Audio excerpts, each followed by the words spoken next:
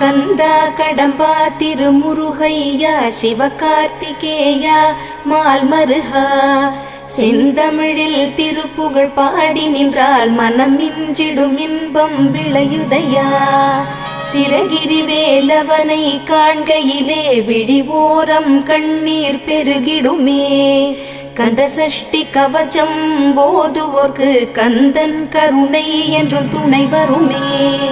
பங்குனி உத்திர நாளினிலே உனை நினைந்தே காவடி சுமந்து வந்தோம். புன்னகை புரியும் ஷண்முகனே உன் சன்னதி தேடி ஓடி வந்தோம். உன் பதம் பணிவது என் தவமே, என் மனதில் நிறைந்திடும் உன் முகமே.